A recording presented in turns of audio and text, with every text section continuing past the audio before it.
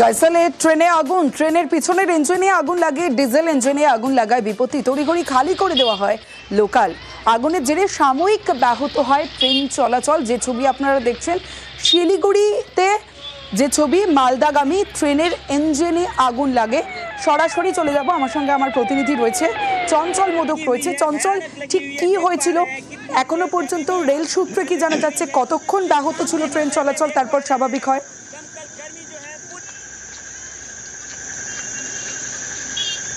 দেখো তমশ্রী, তোমাকে জানিয়ে রাখি যে শিলিগুড়ি থেকে মালদাগামী একটি ডেমো ট্রেন, সেই ট্রেনটি কিন্তু শিলিগুড়ি থেকে নিয়ে মালদা যাচ্ছিল এবং যাওয়ার পথে কিন্তু ইসলামপুর থানার যে গাইসাল স্টেশন এলাকা রয়েছে, সেই গাইসাল স্টেশনে কিন্তু সেইখানে ইঞ্জিনে অগ্নিকাণ্ডের ঘটনা ঘটে এবং এই ঘটনায় কিন্তু ঘটার পরে কিন্তু যে যাত্রীরা ছিল তাদের মধ্যে হইচই শুরু হয়ে যায় এবং আতঙ্ক ছড়িয়ে পড়ে যাত্রীদের মধ্যে।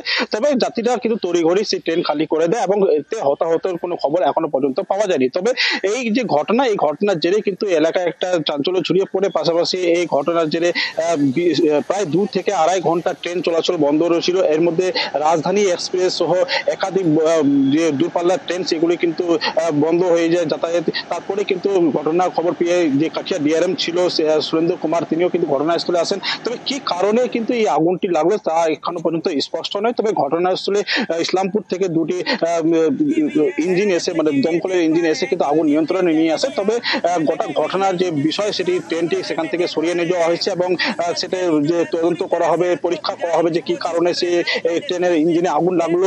এবং এই সমস্ত ঘটনা নিয়ে কিন্তু এলাকার ডিআরএম, যিনি কাঠিয়া ডিআরএম সুরেন্দ্র কুমার, তিনি সমস্ত বিষয় খতিয়ে দেখবেন। এবং বেশ,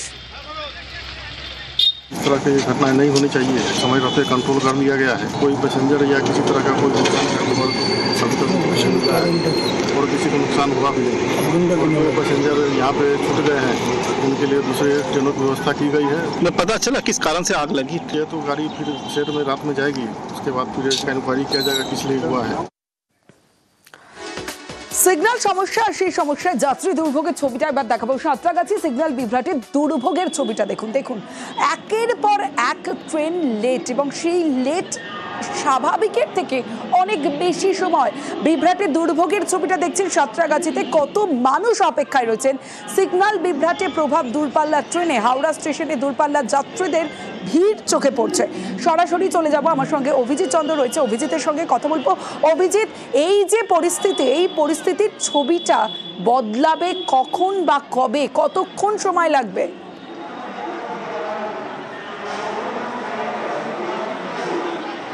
তমশ্রী, যে পরিস্থিতিটা তাতে স্বাভাবিক হতে হতে আরও 24 ঘন্টা লাগবে বলেই মনে করা হচ্ছে এবং দক্ষিণ পূর্ব রেলওয়ের পক্ষ থেকে যেটা বলা হচ্ছে যে তারা দ্রুত চেষ্টা করছে পরিস্থিতি ঠিক করার। কিন্তু যে অবস্থা 30শে এপ্রিল থেকে গত 18ই মে অর্থাৎ শনিবার পর্যন্ত এই সাঁতরাগাছিতে ইন্টারলকিং এবং নন ইন্টারলকিং কাজের জন্য বহু ট্রেন আগেই বাতিল করা হয়েছিল।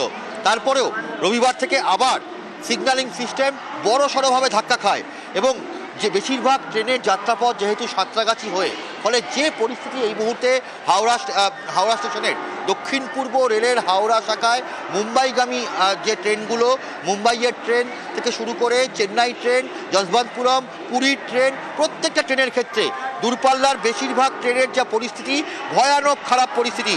এবং এই মুহূর্তে এখনও পর্যন্ত হাওড়া দীঘা কান্ডারি express, Howrah Purulia express, Howrah Barbil Janshatabdi express এগুলো বাতিল করা হয়েছে। 22টি লোকাল ট্রেন বাতিল করা হয়েছে। বেশিরভাগ লোকাল ট্রেন 1 ঘন্টা থেকে 1.5 ঘন্টা ন্যূনতম দেরিতে চলছে। খুব খারাপ অবস্থা। মেদিনীপুর পাঁশকুড়া লোকাল, মেচেদা লোকালের অবস্থা চূড়ান্ত দুর্ভোগের মুখে মেদিনীপুরের যাত্রীরা।